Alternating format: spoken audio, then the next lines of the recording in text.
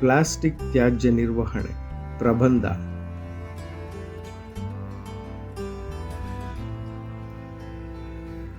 ಪೀಠಿಕೆ. ಇಂದಿನ ಆಧುನಿಕ ಜೀವನದಲ್ಲಿ ಪ್ಲಾಸ್ಟಿಕ್ ವಸ್ತುಗಳ ಬಳಕೆ ಬಹಳಷ್ಟು ಹೆಚ್ಚಾಗಿದೆ. ನೀರಿನ ಬಾಟಲಿ ಪ್ಲಾಸ್ಟಿಕ್ಗಳು, ಪ್ಲಾಸ್ಟಿಕ್ ಚೀಲಗಳು, ಆಟಿಕೆಗಳು, ಗೃಹ ಉಪಯೋಗಿ ವಸ್ತುಗಳು ಇತ್ಯಾದಿ ಅನೇಕ ವಸ್ತುಗಳಲ್ಲಿ ಪ್ಲಾಸ್ಟಿಕ್ ಬಳಕೆಯಾಗುತ್ತಿದೆ. ಪ್ಲಾಸ್ಟಿಕ್ ಹಗುರವಾಗಿದ್ದು ಅಗ್ಗದ ಬೆಲೆಯಲ್ಲಿಯೂ ಸುಲಭವಾಗಿ ದೊರೆಯುವುದರಿಂದ ಜನರು ಅದನ್ನು ಹೆಚ್ಚಿನ ಪ್ರಮಾಣದಲ್ಲಿ ಬಳಸುತ್ತಾರೆ.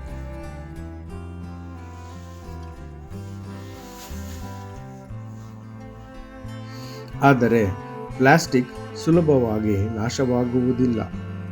ಅದು ಮಣ್ಣಿನಲ್ಲಿ ಅಥವಾ ನೀರಿನಲ್ಲಿ ಹಲವು ವರ್ಷಗಳವರೆಗೆ ಹಾಗೆಯೇ ಉಳಿಯುತ್ತದೆ. ಇದರಿಂದ ಪರಿಸರಕ್ಕೆ ದೊಡ್ಡ ಅಪಾಯ ಉಂಟಾಗುತ್ತದೆ. ಪ್ಲಾಸ್ಟಿಕ್ ತ್ಯಾಜ್ಯದಿಂದ ಭೂಮಿಯ ಮಾಲಿನ್ಯ ಹೆಚ್ಚಾಗುತ್ತದೆ ಮತ್ತು ಪ್ರಾಣಿ ಪಕ್ಷಿಗಳಿಗೂ ಹಾನಿ ಉಂಟಾಗುತ್ತದೆ.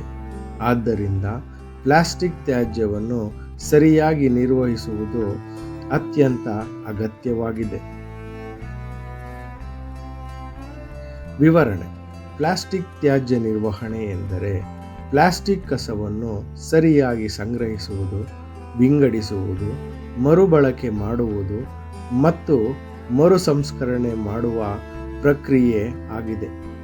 ನಾವು ಪ್ಲಾಸ್ಟಿಕ್ ಕಸವನ್ನು ಎಲ್ಲಿ ಬೇಕೆಂದರಲ್ಲಿ ಎಸೆಯುತ್ತಿದ್ದರೆ ಅದು ಮಣ್ಣು, ನೀರು ಮತ್ತು ವಾಯು ಮಾಲಿನ್ಯಕ್ಕೆ ಕಾರಣವಾಗುತ್ತದೆ.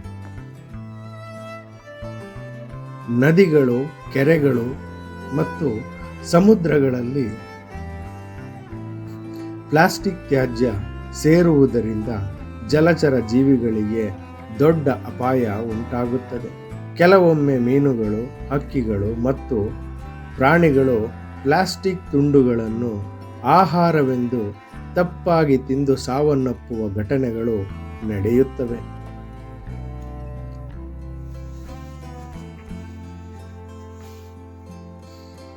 ಪ್ಲಾಸ್ಟಿಕ್ ತ್ಯಾಜ್ಯವನ್ನು ಕಡಿಮೆ ಮಾಡಲು ಅನುಸರಿಸಬಹುದಾದ ಕ್ರಮಗಳು.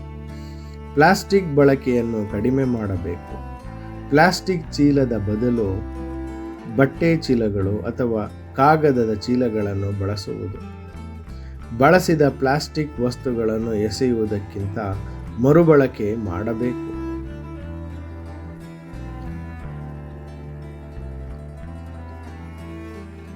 ಪ್ಲಾಸ್ಟಿಕ್ ತ್ಯಾಜ್ಯವನ್ನು ಮರು ಸಂಸ್ಕರಣಾ ಘಟಕಗಳಿಗೆ ಕಳುಹಿಸಬೇಕು.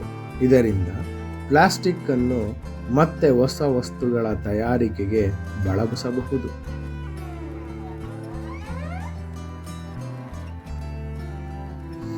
ಸರ್ಕಾರವು ಪ್ಲಾಸ್ಟಿಕ್ ತ್ಯಾಜ್ಯ ನಿರ್ವಹಣೆಗಾಗಿ ಹಲವಾರು ನಿಯಮಗಳನ್ನು ಜಾರಿಗೆ ತಂದಿದೆ.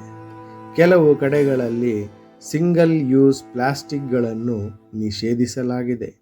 ಶಾಲೆಗಳು ಮತ್ತು ಸಾಮಾಜಿಕ ಸಂಸ್ಥೆಗಳು ಜನರಲ್ಲಿ ಪರಿಸರ ಸಂರಕ್ಷಣೆಯ ಬಗ್ಗೆ ಜಾಗೃತಿ ಮೂಡಿಸುತ್ತವೆ. ಜನರು ಪರಿಸರದ ಮಹತ್ವವನ್ನು ಅರಿತು ಪ್ಲಾಸ್ಟಿಕ್ ಬಳಕೆಯನ್ನು ಕಡಿಮೆ ಮಾಡಿದರೆ ಪರಿಸರವನ್ನು ಸಂರಕ್ಷಿಸಬಹುದು.